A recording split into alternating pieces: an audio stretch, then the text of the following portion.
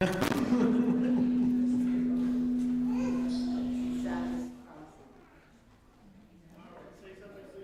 hello.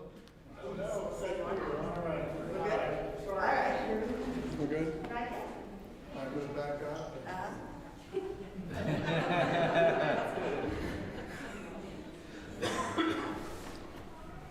Good morning. Good morning. Oh, come on. Good morning. Good morning. Very good. Welcome to this service of the Unitarian Universalist Church of Amherst. We are so glad you have chosen to spend time with us. We really are. We know that you have lots of options and obligations on a Sunday, and we're grateful that you're here. My name is Charlie Destries, and I am Michelle's warm-up band. And just a little bit about me. I've been here for about 3 years, so I'm relatively new to the UU, and it's been an amazing ride. It's just wonderful people. It becomes part of your family. And it's funny, I took a walk for a few months recently and came back, and it was like I didn't leave. I mean, it was just fantastic. It truly, the people here, you get to know them so well, and they become so important to you. So if you are new here, you're going to experience that if you stay a few minutes. For those gathered in the chapel, please turn your phones off. We do have a Wi-Fi signal that if phones are turned on, it gets diluted, and people who are watching this at home have a weaker signal. It basically has a tough time. So if you could turn off your phones, that would be fantastic. And if you don't, we will know who you are. Also, if you're feeling chilly, hug the person next to you, or Mickey has a blanket in the back, a whole bunch of really cozy blankets, and so someone can bring one over to you, or you can go grab it, and you're welcome to do that. And if you're looking for a listening device, something that could really help you hear things more, we have devices back there where Mickey is as well. Mickey, wave your hand. There you go. Okay. If you're new to Unitarian Universalism or to this particular congregation, I invite you to take a breath and relax and participate as fully as you are comfortable. You're welcome to move around with us, to stay seated, to stand up, sit down when we sing, whatever's comfortable. And just realize that there's really no conformity here. There's no rules. It's do what's really good for you, and you'll find that it's good for everybody else too.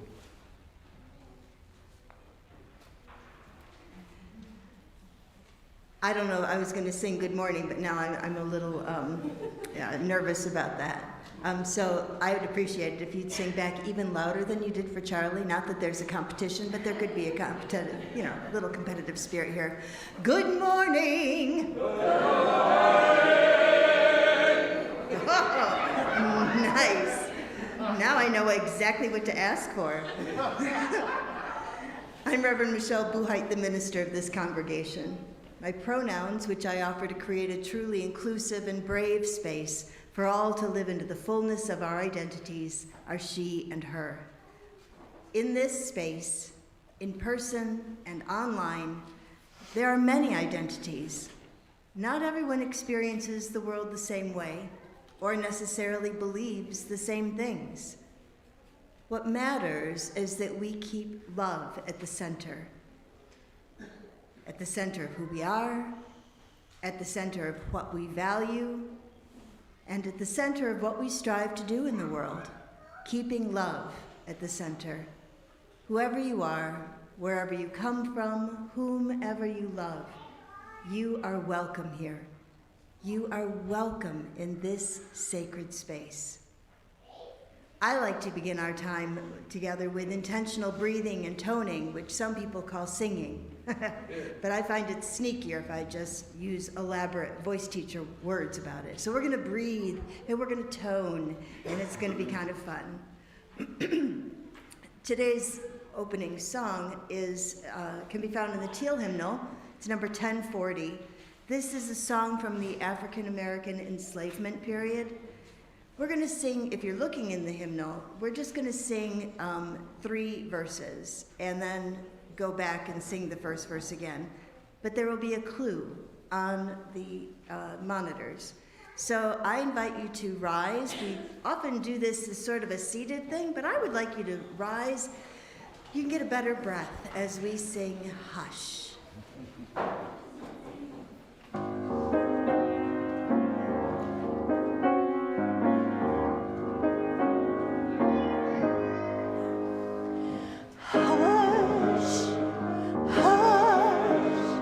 Somebody's calling my name. Hush, hush. Somebody's calling my name. Hush, hush. Somebody's calling my name. Oh my Lord, what shall I do? What shall I do? Sounds like freedom. Somebody's calling my name. Sounds like freedom. Somebody's calling my name. Sounds like freedom. Somebody's calling my name.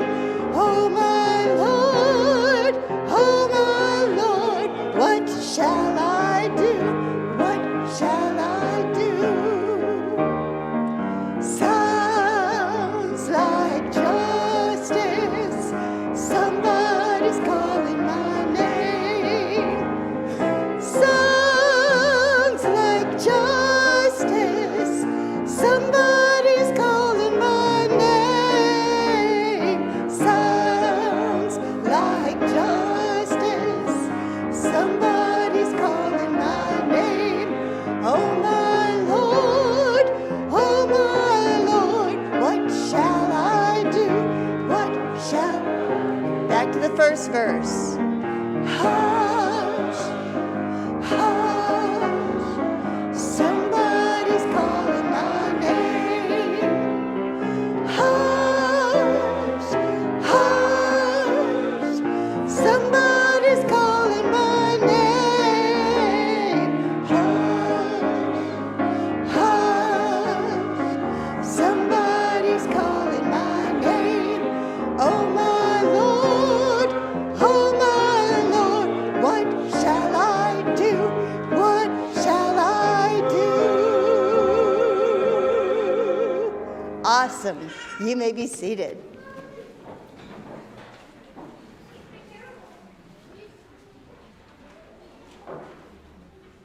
We call one another to worship with these words by Unitarian Universalist minister, Reverend Peggy Clark.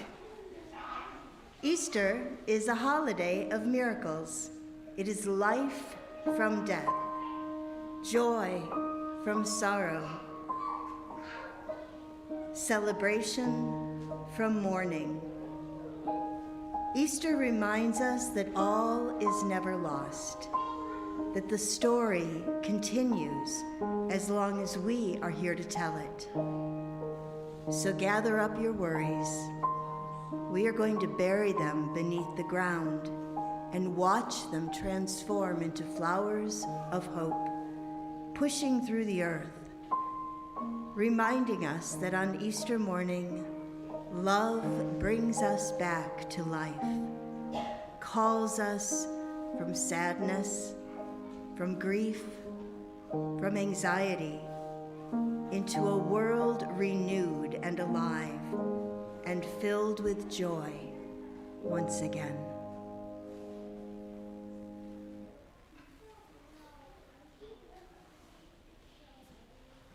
Our land acknowledgement will be assisted by Debbie Maxey and her kids, Rory and Isla. Or is it Ayla? I think it was Ayla. Isla? Each week, when we gather to begin with a land acknowledgement, this is not just an empty ritual.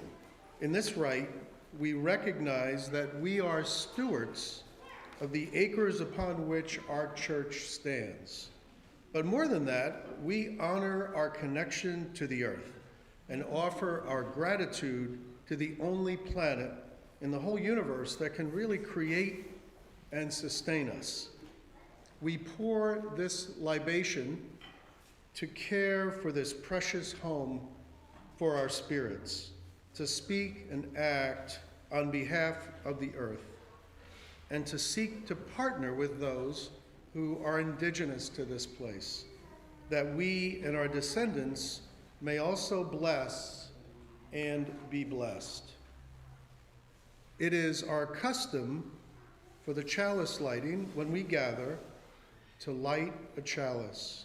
The chalice is a cup or a vessel that symbolizes the gathered community right here and is the symbol of our Unitarian Universalist faith. Please join me in our chalice lighting words. We gather this hour as people of faith, with joys and sorrows, gifts and needs. We light this beacon of hope, sign of our quest for truth and meaning, in celebration of the life we share together. Thank you. It's time to sing again. I know you're so excited. You're going to be super excited because we're going to split the room into groups of people who will sing parts that are not at all like the people next to you. Won't that be fun? It'll be a little bit like the mystery of Easter. How is this all going to turn out? It's going to turn out with beauty and love and life. So, let's see. How am I going to split this room up?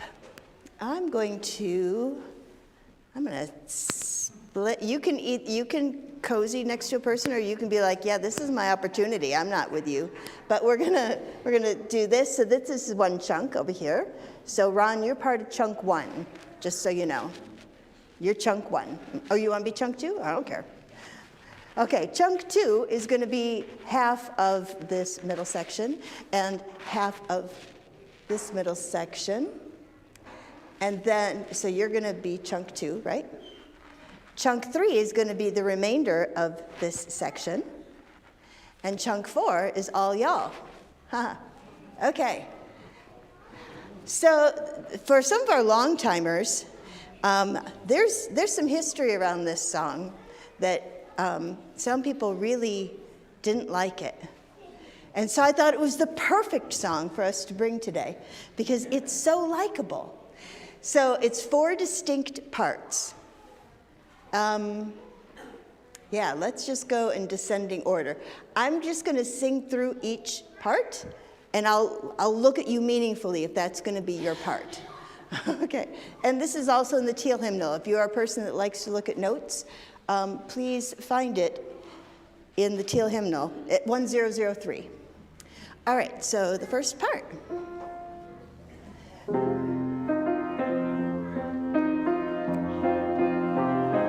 See, so the first part, people, listen to this.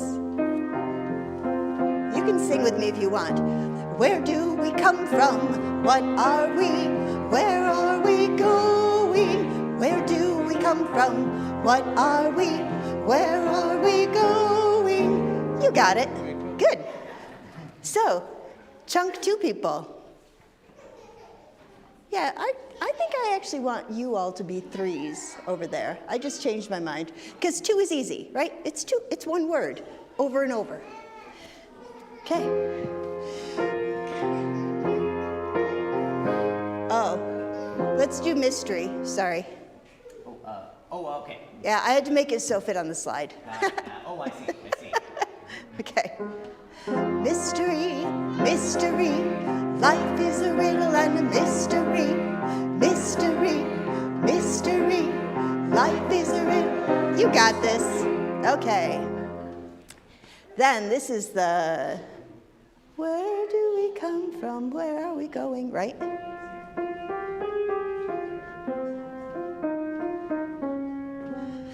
Where do we come from? Where are we going? Where do we come from? Where And you all, you just kind of get to like coast over here. So let's hear their part.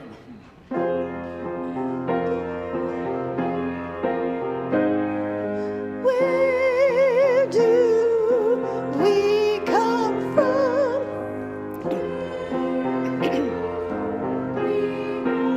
Perfect. All right. This is going to be super fun. Okay. I'm elated. And a little bit frightened, but I have great faith in your enthusiasm. So we're going to build this. So because you don't have to try to, because now all of you are thinking you sing that part. So we're going to build it, and then we're going to sing it sometimes, and then we'll stop singing it, and it'll be perfect. All right. Do you feel like this is a stand-up?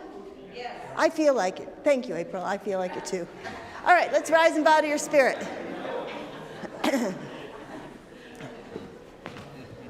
Okay, some sort of here we go. Here we go. Do we come from? What are we? Where are we going? Where do we come from? What are we? Where are we going? Mystery, mystery, life is going. Where do we come from? Keep singing. Where are we going? I remember this part. Where do we come from? Where are we going? Where are we going from? Where are we going? Where do we come from? Where do we come from? What are we? Where are we going? Where do we come from? Last time, where do we come from? What are we? Where are we going? Hey! I love to be right. Okay, have a seat.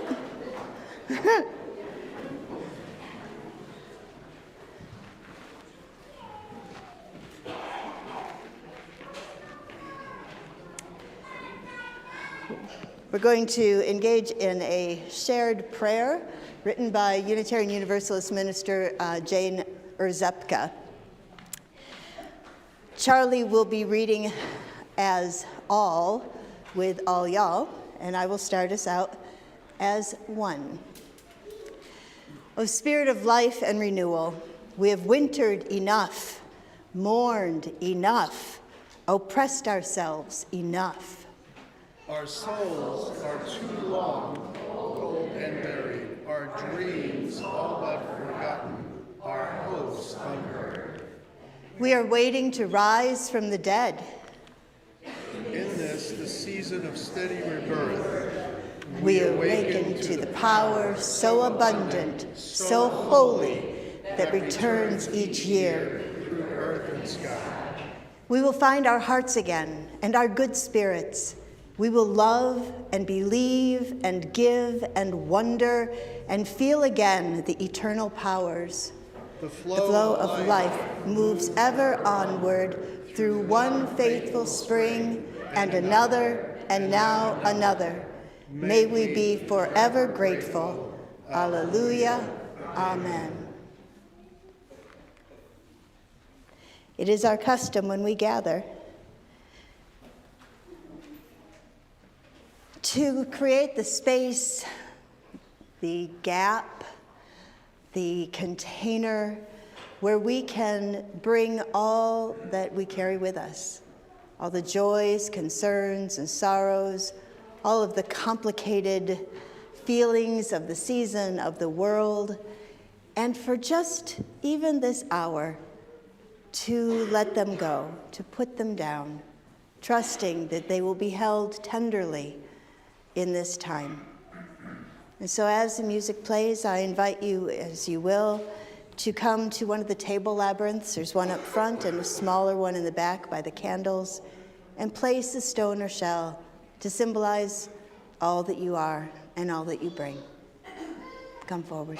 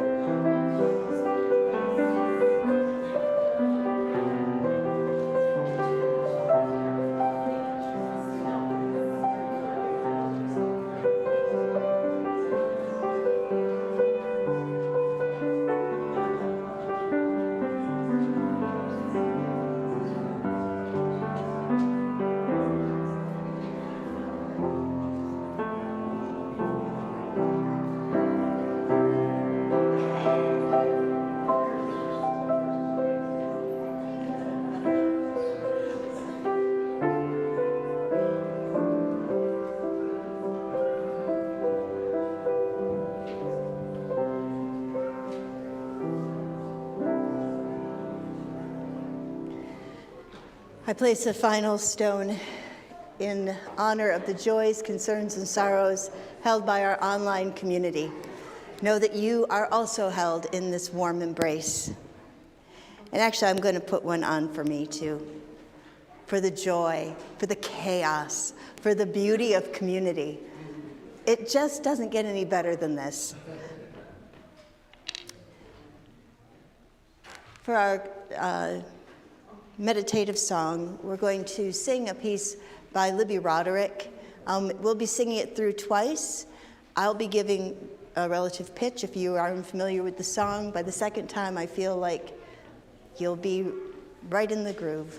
This is such a tender song. Sing it not only for the people here, the people in your life, but also for yourself.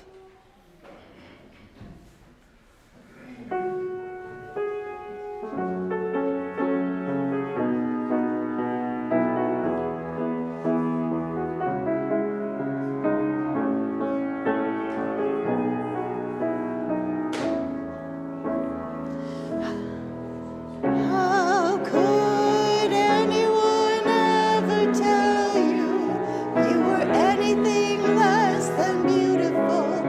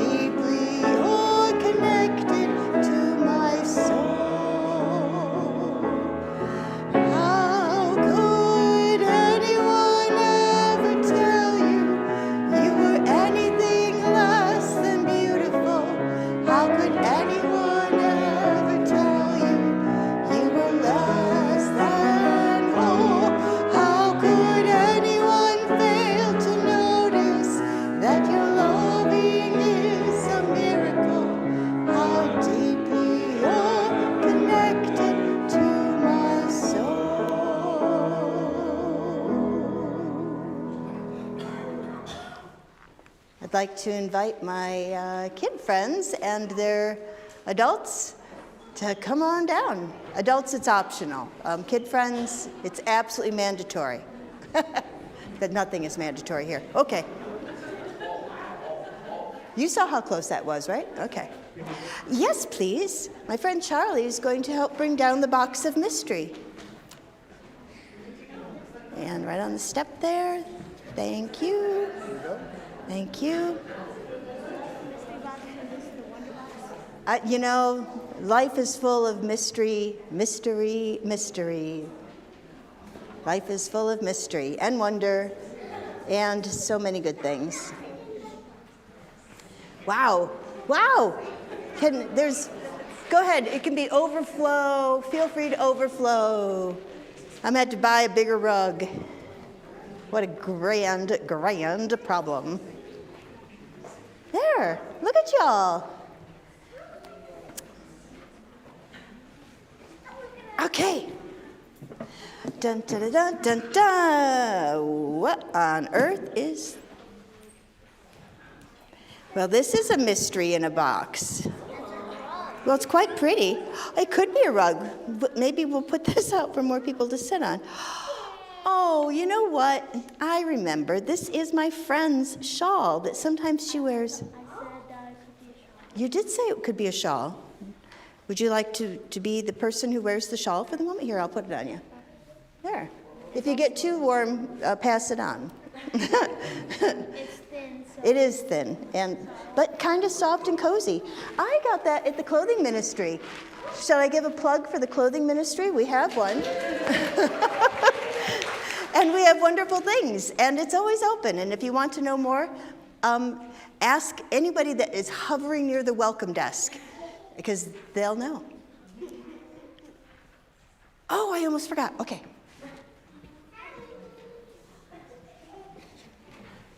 That's okay. It was my job.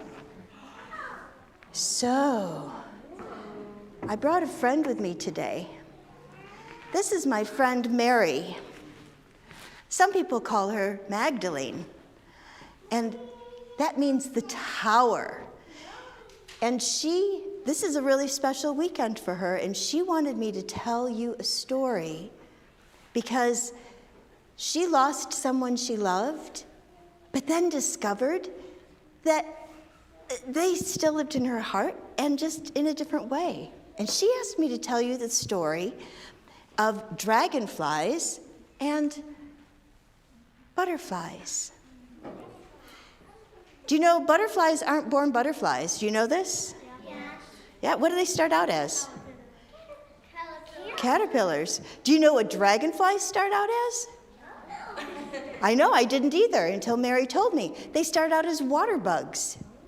So when you're like at a creek or something, and you see those little water bugs, that's how they swim, just like that. They turn into dragonflies. So how does a butterfly go into, do they just go, Shazam, I'm a butterfly? Do you know, Bowers, what happens? they build a cocoon. They do, they build a cocoon. And something happens in there and they transform into a butterfly. You're right. And you know how dragonflies come? Because these water bugs, they see these, when the moment is right, when they feel in their heart that the moment is right, they climb a reed out of the water, and then something happens.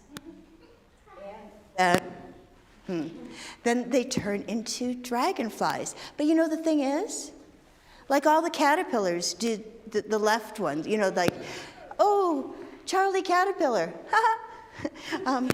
That just came out. I didn't even make it about Charlie, but now it's all about you. Charlie Caterpillar's going around and notices that their friend, Alabama, is no longer around. Where did Alabama go? And everyone's like, I don't know. No one came to the caterpillar party. Well, because Alabama caterpillar, not easy to say,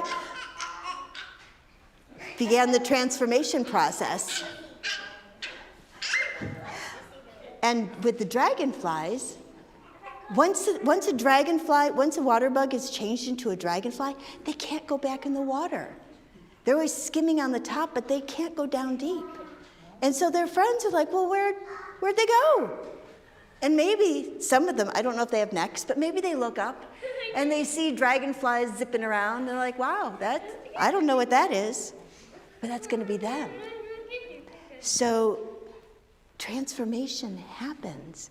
And even though my friend Mary can't see her friend anymore, she knows that transformation has happened, and he's still there, right? Our friends are always in our hearts. It's going to get really theological in a little bit, so I'm going to send you off. You're going to go to the Emerson room, which is different from where you normally go, okay? So make sure that you follow Miss Katie and Molly and all the adults that are going to go in the right direction. All right, let's sing our children on their mystery tour. Yeah, keep that on.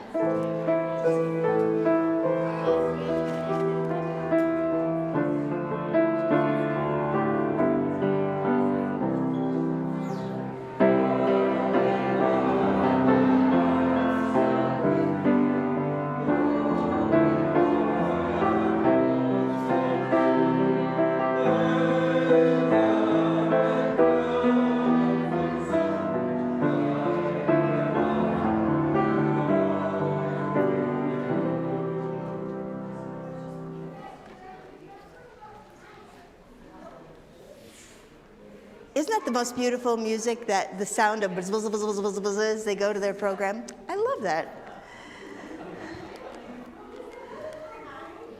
So Charlie and I will offer to you a threshold to worship.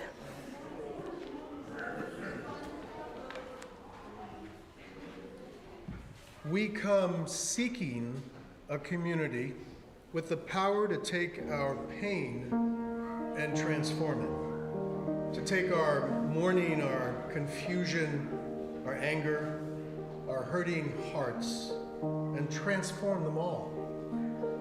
Not erase them, not carry them for us, not make them small or unimportant, but hold them and change them and love them into something new. We come seeking a community with the power to declare that such transformation is possible. Not because of what we all believe about God or heaven or hell, but that such transformation is possible. Because we will meet one another in our pain, mourning, confusion, anger, and hurt. We will meet one another there, but not leave one another there. There in the places where pain lives, in the places where it's all muddled, in the places where our anger consumes us, in the places where our fear takes hold. We will meet one another there, but not leave one another there.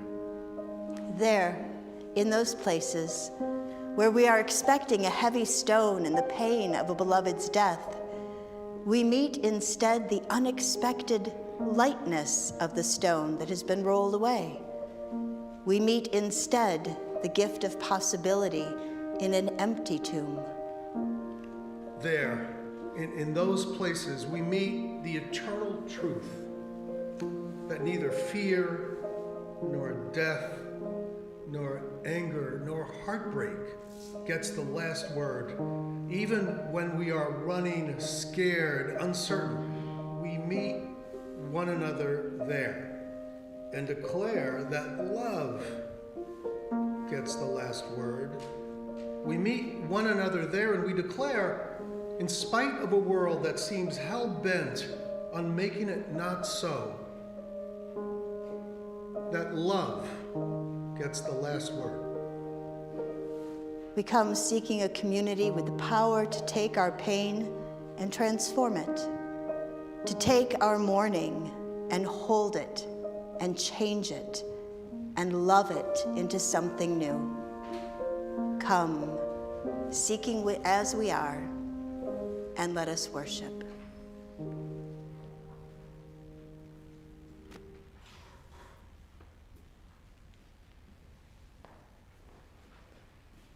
From the Gospel of Mary, chapter 6. Peter said to Mary, "Sister, we know that the Savior loved you more than the rest of the women. Tell us the words of the Savior which you remember, which you know, and we do not, nor have we heard them." Mary answered and said, "What is hidden from you, I will tell you." And she began to say to them these words.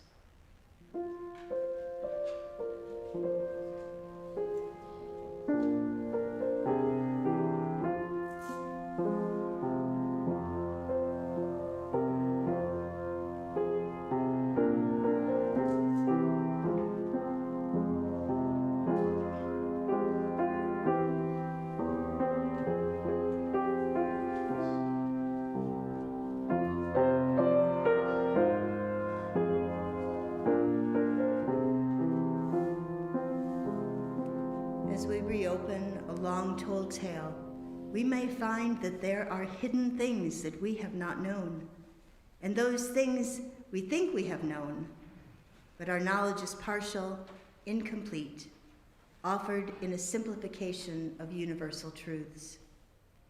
Today we seek knowledge, gnosis. We are agnostics, interpreting a tapestry that took millennia to weave with carefully chosen hues and stories. For those with eyes and ears of the Spirit, let us see and hear.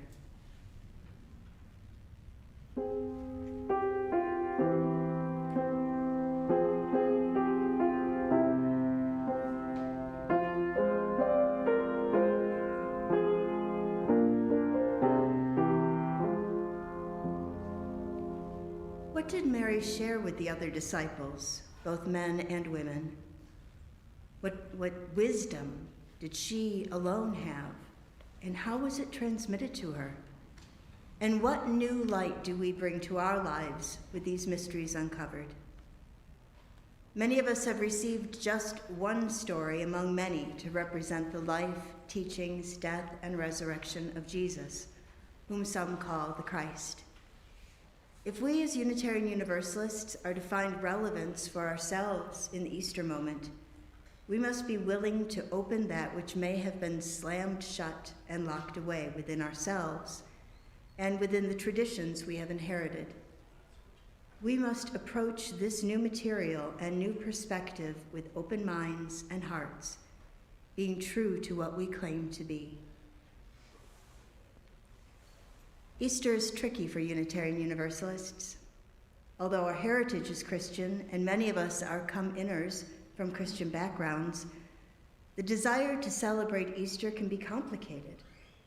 Maybe we have an allergic reaction to a magical Jesus and the resurrection. So today we will attempt to reconcile our various understandings and expectations for this holiday and our place in it. We will reclaim a story that is more powerful than our more orthodox siblings could even imagine. As is often the case, we have so much to learn and so much to unlearn. So I invite you to suspend for this time your disbelief and let the gospel story live in the 21st century. At no point will you be asked to believe in miracles or set aside your reason. I simply request that you open your minds to perspectives that may be new to you, even if they challenge tightly held assumptions. I also note that the Bible is not and was never intended to be a historical document. It is not an eyewitness account of literal events. The purpose of the stories of the Bible is to describe people, brilliant, flawed, painfully human, and their journey toward wholeness. We are meant to find ourselves in these stories and to confront our own actions and assumptions. So I'm curious as to which Easter story you know. There's more than one. I'm just referring to the Gospels that you can find in the Bible, in the approved scriptures, not any of the hundreds of other Gospels, legends, and letters that did not make the cut. So, with a nod to our Unitarian ancestor, William Channing Gannett, let's discover what is commonly known among us. So raise your hand if this story resonates for you. When Jesus was arrested, all his friends fled. Is that a story that you know? Okay, good. So that's somewhat true to the story, but I do wonder if everyone left, how do we know what happened? Historians at the time barely even mention the prophet of Galilee, much less any big theatrical details like earthquakes and the sun blinking out. Okay, so kind of in that same vein, how many of you in the story of Easter that you know, it contains that Jesus died alone, well, aside from the other people on crosses? Nope, not alone. Although Peter denied him and Judas betrayed him, the Gospels of Matthew, Mark, and Luke note that his friends and Mary Magdalene specifically were at the cross. Okay, so how many of you know the story as there is an angel sitting on a rolled away stone to announce Jesus' resurrection? You're afraid now to raise your hands, I know. Yes. See, haha. For those of you who were afraid to raise your hands, now you're feeling a little bad. Yes, at least in Matthew and Mark. In Luke's story, two angels abruptly appear as the Marys, Mary Magdalene, Mary the mother of Jesus, and Mary Salome, as they come to investigate the empty tomb. In John's Gospel, Mary Magdalene goes to the tomb with two of the male disciples, and while they are inside investigating things, an angel appears to her, alone. So this is not to diminish your knowledge of the story, nor is it to diminish the story. It's to highlight the fact that there is more than one. Each storyteller speaks from their own experience and viewpoint, what's important to them. Too often, we pounce on inconsistencies as if there was one factual story that must be adhered to, and any departure is proof that the story is false. How ironic that we dismiss the literalism of believers by wielding the sword of factual literalism. When we engage the text with new eyes and open hearts, we can discover new things. So we began with an unfamiliar text, the Gospel of Mary, that did not make it into the canon, the approved books that eventually became the Bible. But now let's turn to the Gospel of John, one that you're probably more familiar with. This is from chapter 20. We're going to pick it up 2/3 of the way through. Mary was standing close outside the tomb weeping. Still weeping, she leaned forward into the tomb and saw two angels clothed in white sitting there where the body of Jesus had been lying, one where the head and the other where the feet had been. "Why are you weeping?" asked the angels. "They have taken my master away," she answered, "and I do not know where they have laid him." After saying this, she turned around and looked at Jesus standing there, but she did not know that it was Jesus. "Why are you weeping? Whom are you seeking?" he asked. Supposing him to be the gardener, Mary answered, "If it was you, sir, who carried him away, tell me where you have laid him, and I will take him away myself." "Mary," said Jesus. She turned around and exclaimed in Hebrew, "Rabboni," which is to say teacher. It's notable that in this gospel account, Mary's at the graveside alone. She goes there, she has the right to go there, the prerogative, because she is the companion, the koinonos in Greek. Mary's not the biblical repentant prostitute, a tenacious lie that was nearly 1,400 years in the correcting and still not completely out of people's heads. But she was the apostle that Jesus loved the most. We find that in the Gospel of Philip, also one of those Gospels that didn't make the cut. Jesus and Mary were kindred spirits, and it's possible that the secret knowledge that Mary held and the other disciples desired was born of that intimacy of being kindred hearts.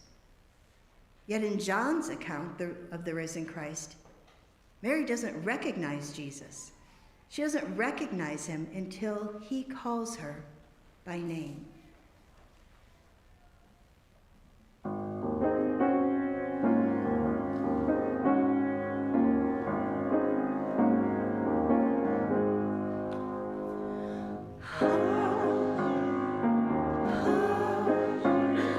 Somebody's calling my name. Hush, hush. Somebody's calling my name. Hush, hush.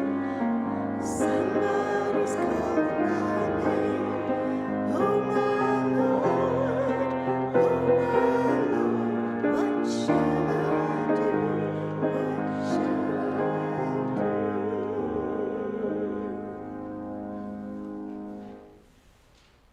He rises to her first, but she doesn't realize who it is until she hears her name in his voice.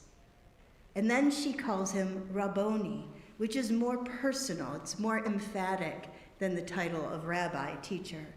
She actually calls him great master. I need to make an important distinction between resurrection and resuscitation. It's a distinction that even the gospel writers couldn't agree on. In some accounts, the risen Jesus cannot eat, and he cannot drink, and can seemingly walk through walls, while in others, he cooks breakfast and shares the meal with his disciples. He offers his hands and side for them to touch. I think it matters far less to have an actual resuscitated body in our midst than it is to discover that something of our beloved dead lives on in us. They've changed us in some fundamental way, and we experience their presence even in their absence. Regardless of the variations on the story that the Gospels present, earthquakes or no earthquakes, one or two angels, the presence or not of the risen Christ, there is an element of the story, as John narrates it, that deserves our attention, because miracles aside, it may be the most important overlooked moment. Mary Magdalene, follower, as noted in the Gospels of Thomas and Philip, beloved companion of Jesus, does not recognize him until she hears her name spoken in his voice.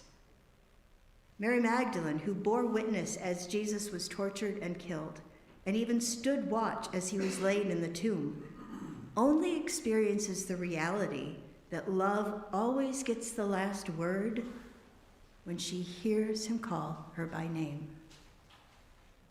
As our opening words proclaimed, love gets the last word.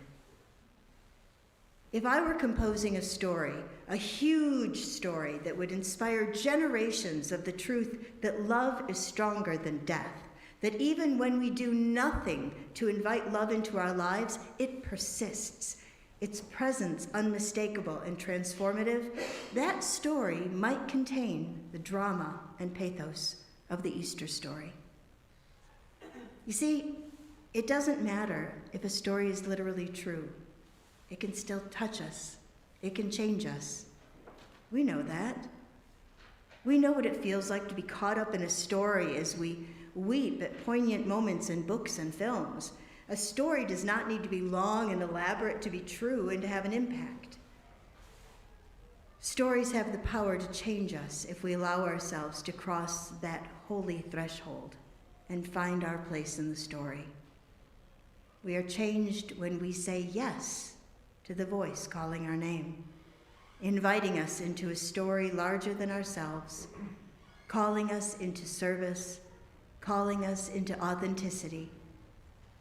I wonder if your heart is attuned to the sound of that voice calling your name, and what is it calling you to? We're going to take a breather and sing a bit. Please rise in body or spirit as we sing Now the Green Blade Riseth.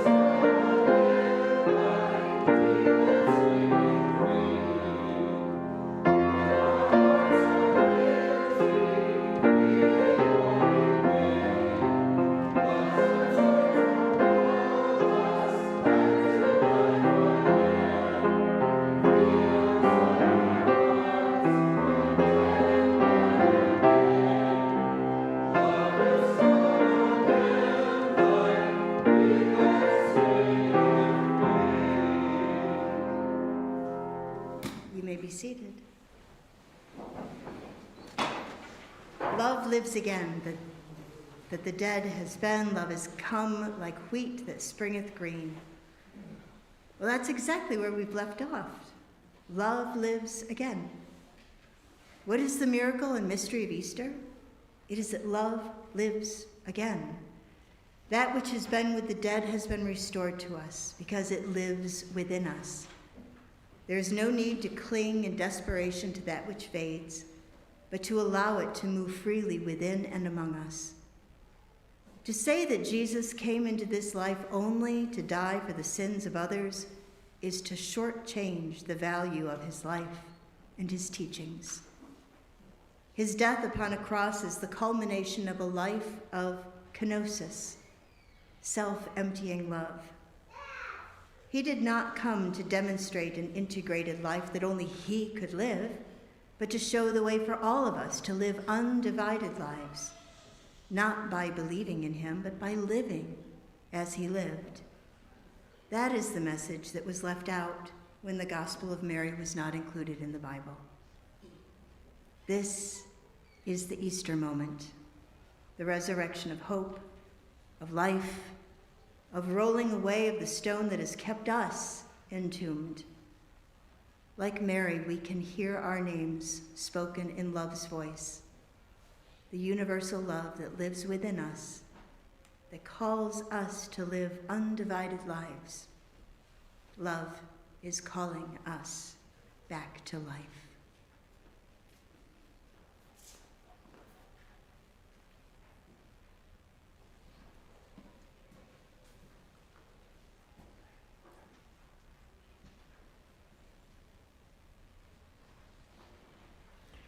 What we have at UU Amherst is pretty special. These days, it can be hard to find a community of thoughtful and caring people who are also welcoming and inclusive. It's also really good for our health, by the way, to get together in a group of people instead of staying at home in front of TV.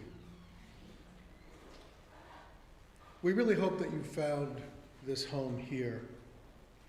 Whether you give online through automatic bank withdrawals or randomly with the cash in your pocket, we are so grateful. Folks who are participating online, we hope that you will text your gift to the number that is on the screen. We began our service. Oh, so sorry. Yes. Let me back up. The offering will now be greatly received. Darn, I thought I underlined that.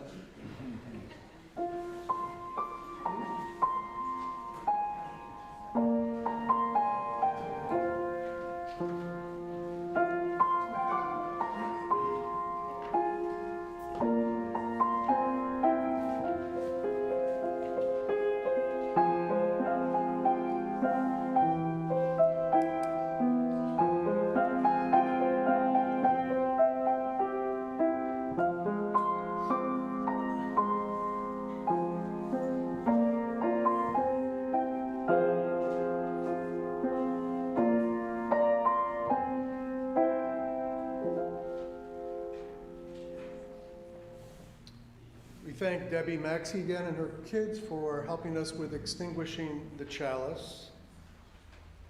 We began our service with the lighting of our chalice, and now we extinguish the chalice, not to quench the flame, but to return it to our individual hearts, strengthened by this time that we have spent together, so that we can share our light in the world. Please join your voices with mine. We extinguish this flame, but not the light of truth, the warmth of community, or the fire of commitment. These we carry in our hearts until we are together again. As our service draws to an end, our mission to the world is ready to begin. You'll find many opportunities for growth and service in your order of service and on our website. All are invited to stay for coffee and conversation in the Emerson Room, just through the double doors at the back of the chapel and in the lobby. There is reserved seating in the back of the Emerson Room for families right at the window end of the room where there are kid-friendly activities. Okay, this is where I'm going to butt in. Sure. I have an announcement.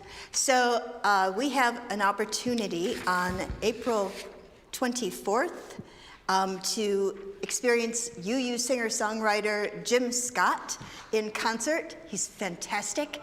And it's he has a suggested donation on the poster, but you can ignore that. It'll be a free will offering. Bring people. He's very eco-friendly. This is like Earth Day week extravaganza. So put that on your calendar. It's everywhere. It's in the newsletter. It's in all the places. April 24th. Potluck first. How fun is that? And then great music. So yeah, bring everybody you know. Thank you, Michelle. And now, everyone, please rise in body or spirit or anything you have as we sing our closing blessing. Don't forget to twinkle your eyes and share smiles with one another during the third verse. Remain standing afterward for the benediction. But first, those of you who have children in the program, this is your opportunity to go and meet with them. There is a bunny who is about this tall, who is going to hop along and bring your children great joy. So this is the moment. To the Emerson Room with you, parents and caregivers. Okay, now we can sing.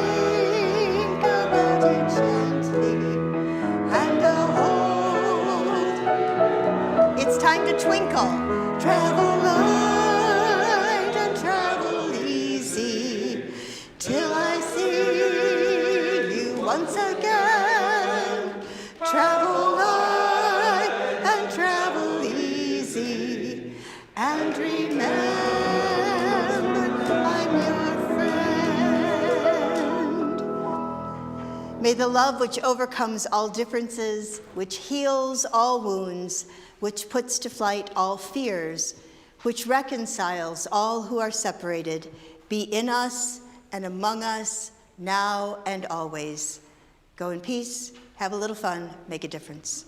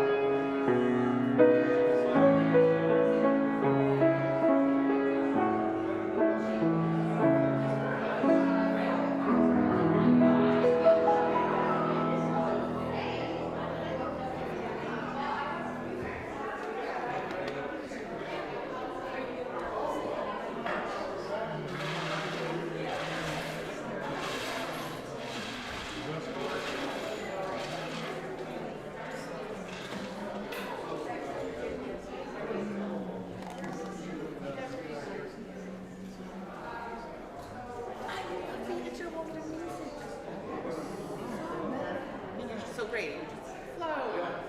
And confident, you're like, I can work around that.